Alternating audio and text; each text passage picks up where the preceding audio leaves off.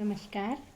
आइए हम आज ध्वनि परिवर्तन के कारणों को जानते हैं। देखिए, भाषा विज्ञान के प्रमुख अंगों में ध्वनि पहला प्रमुख अंग है और इसके परिवर्तन क्यों होते हैं, इन कारणों को हम देखते हैं। परिवर्तन वैसे तो जीवन का क्रम है। परिवर्तन का यही नियम भाषा पर भी लागू होता है। परिवर्तन का अर्थ विकास है और इस विकास के लिए बहुत कुछ बनता बिगड़ता और विकृत भी होता रहता है। समाज में प्रत्येक मनुष्य सुविधा से जीना चाहता है। इतना ही नहीं, वह अपने द्वारा बोली जाने वाली भाषा का उच्चारण और प्रयोग भी अपनी सुविधा के अनुसार करता है। इसी प्रवृत्ति के कारण भाषा में विकार उत्पन्न होते रहते हैं। ध्वनियाँ बदलकर नए नए रूपों में सामने आती है। ध्वनि का यह बदलाव ही ध्वनि परिवर्तन कहलाता है।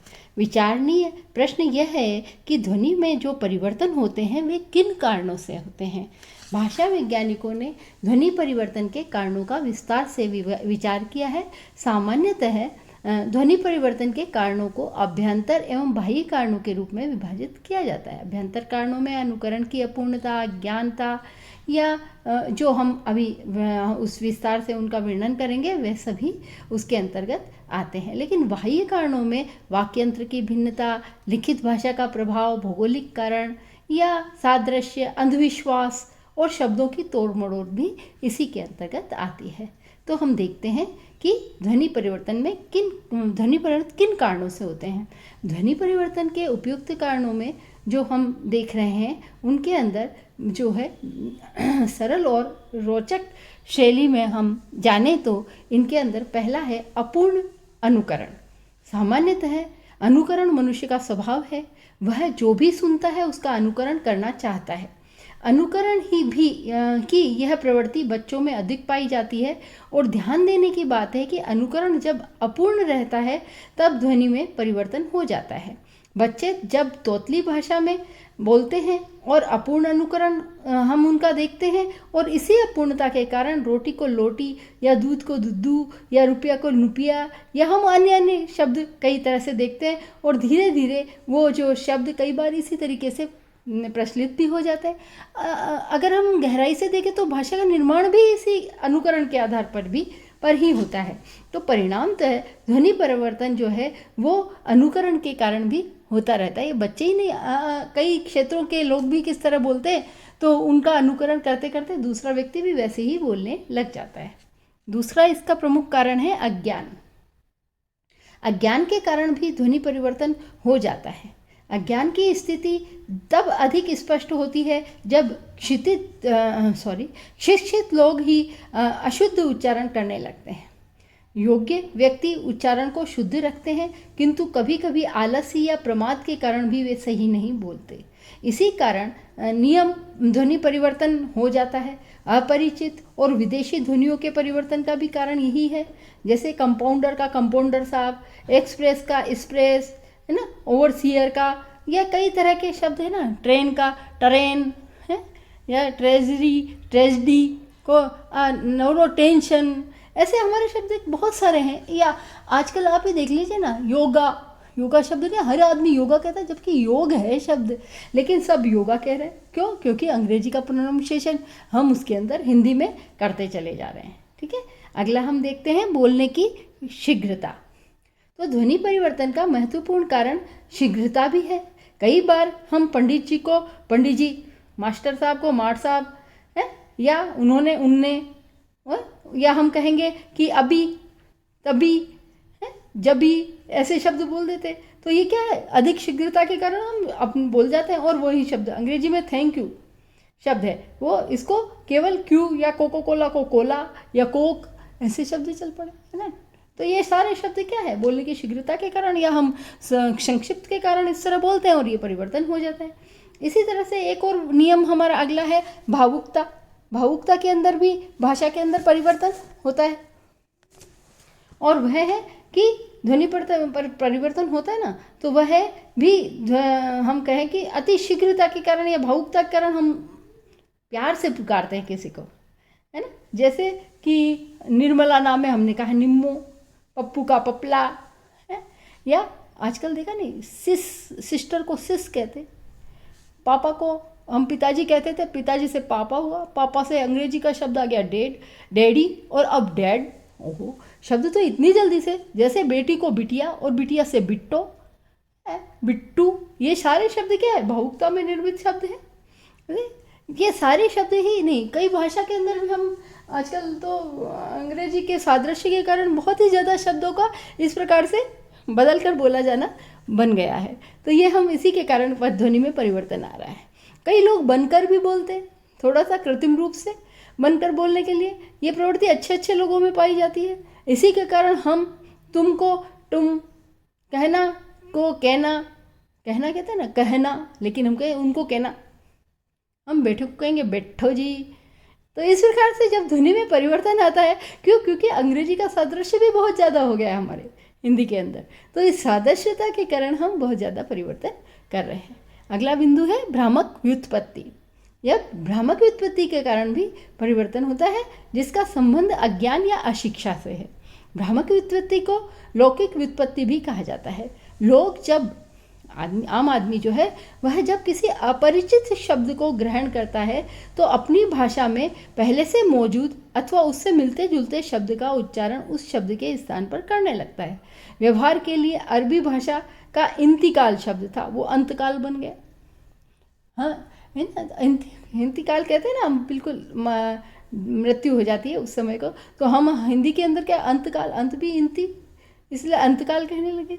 इसी प्रकार लोक भाषाओं में लाइब्रेरी को राइब्रेरी, एडवांस को एडवांस, या बहुत सारे शब्द जो है वो साम्यता के कारण या भ्रामकता के कारण हम अपने शब्दों से, हमारे यहाँ की लोक भाषा के शब्दों से उनको देखते हुए ये कहते हैं। तो सातवां जो है वह हम बिंदु देखते हैं। देखो, इस प्रयत्न लाघव है ना, तो प्रयत्न लाघव के अंतर्गत बोलने में संक्षिप्तता आ जाती है। लाघव अर्थात छोटा हो जाना। हम ज़्यादातर शब्दों को छोटा करके बोलना चाहते हैं। मुख सुख अथवा उच्चारण की सुविधा में प्रयत्न लाघव के अंतर्गत आती है। मनुष्य का स्वभाव है कि वह कम से कम शब्दों को कम से कम परिश्रम के कारण अधिक से अधिक बात कहना चाहता है। यह प्रवृत्ति ध्वनि परिवर्तन को जन्म देती है। कई बार तो बड़े बड़े शब्दों को संक्षिप्त करके बोला जाता है, और कई बार जिन ध्वनियों को बोलने में कठिनाई होती है उन्हें मुख सुख के कारण अपने अनुकूल ढालकर बोल देते हैं। ऐसी स्थिति में यह प्रयत्न लाघव के कारण ध्वनि परिवर्तन होता रहता है। लंबे शब्दों को जब हम प्रयत्न लाघव के द्वारा संक्षिप्त कर लेते हैं तब ध्वनि परिवर्तन स्पष्ट दिखाई देता है। उदाहरण के रूप में हम देखें कि टेलीविज़न को टीवी, यूनिवर्सिटी को वर्सिटी, रेफ्रिजरेटर को फ्रीज, कोका कोला को कोक। हमारे कॉलेज का नाम भी सेठ रंगलाल कोठारी है, लेकिन हम कहते हैं SRK। बताइए, SRK तो कोई और भी अर्थ निकल जाता है, लेकिन हमने छोटा कर दिया। कई प्रकार प्रयत्न लाघव अथवा मुख सुख के लिए कतिपय ध्वनियों का आगम और लोप भी होता है।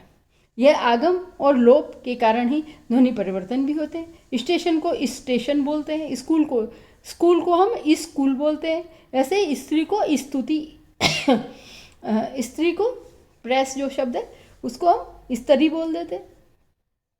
इन सब उदाहरणों में ध्वनि के आगम के कारण ध्वनि परिवर्तन हो रहे हैं। मुख सुख की प्रक्रिया इतनी तीव्रता से और आसानी से घटित होती है कि हमें केवल अपने मुख को सुख देना ही ज़्यादा प्रमुख होता है और ध्वनि में परिवर्तन हो जाता है। इस सुख देने में भले ही ध्वनि परिवर्तित हो और हमारे शब्द भी बदल जाते हैं। इसी स्पष्ट है कि प्रयत्न लाघव के कारण अनेक प्रकार से ध्वनियों का परिवर्तन होता है रहता है, और गहराई से विचार करें तो प्रयत्न लाघव ध्वनि परिवर्तन का प्रमुख कारण है। सबसे अधिक ध्वनि परिवर्तन इसी से घटित होते हैं। अगला देखते हैं हम, आठवां, वाक्य यंत्र की भिन्नता। देखो, सामान्यतः कहीं भी दो व्यक्तियों का वाक्य यंत्र बिल्कुल एक सा नहीं होता। वाक्य यंत्र की इस भिन्नता के कारण व्यक्तियों का उच्चारण भी अलग अलग होता है, और उच्चारण अलग अलग होने से ध्वनि परिवर्तन स्पष्ट दिखाई देने लगते हैं। कुछ लोगों ने इसी आधार पर ध्वनि परिवर्तन के कारणों को श्रवणेंद्रिय की भिन्नता को भी महत्वपूर्ण कारण माना है। ध्यान से देखें तो वाक्य यंत्र की भिन्नता और श्रवण यंत्र की भिन्नता के कारण ध्वनि परिवर्तन में, अब आप कुछ कभी कभी ऐसा भी होता है कि हम सुनने के अंदर गड़बड़ हो गई तो अब भी हमने वो शब्द मान लिया, किंतु और कई बार हर व्यक्ति अलग तरीके से बोलता है और उसका जो वाक्य यंत्र है उसमें अलग ध्वनि निकलती है और उस ध्वनि से उच्चारण का गड़बड़ होता तो वह वैसा भी मान लेते। कई बार हम आपने देखा होगा कि उत्तर प्रदेश और बिहार इत्यादि में क्ष को छः बोलते हैं, है ना। तो हम इसको कई जगह हम जैसे कक्षा के स्थान पर कक्षा बोलते, और ये शब्द इतना प्रचलित हो गया, धीरे धीरे वहाँ पर वही प्रचलित है ना। तो ये ध्वनि परिवर्तन वाक्यंत्र की भिन्नता के कारण ऐसा होता है, विभाषा का अभाव। अगला जो बिंदु है वह देखते हैं, जैसे ही एक भाषा भाषी दूसरे भाषा भाषी से संपर्क में आते हैं तो विचार विनिमय के साथ ध्वनि विनिमय भी होता है, और यही ध्वनि विनिमय विचार परिवर्तन को जन्म दे देता है ना। ध्वनियाँ इधर उधर जाती है तो वह विनिमय होना, और वह इसी प्रकार ध्वनि का भी विनिमय। भौगोलिक प्रभाव, भौगोलिक प्रभाव तो ध्वनि परिवर्तन का बाह्य कारण माना जा सकता है। अनेक भाषा वैज्ञानिकों ने भौगोलिक प्रभाव को ध्वनि परिवर्तन का स्वीकार नहीं किया, लेकिन फिर भी मानना यह है कि भौगोलिक परिस्थिति का प्रभाव के वश जो है ध्वनि में अवश्य परिवर्तन होता है। इसके विपरीत कुछ लोग ये स्वीकार करते हैं कि प्रभाव से ही भाषा परिवर्तन हो जाता है। उदाहरण के लिए बंगाल में तालव्य शब्द जो है श की बहुलता है, अतः वहाँ प्रत्येक स के लिए तालव्य का ही प्रयोग किया जाता है, और उससे अतिरिक्त ध्वनि पर पौरुष और कोमलता का, जैसे हमारे राजस्थान के अंदर भी है।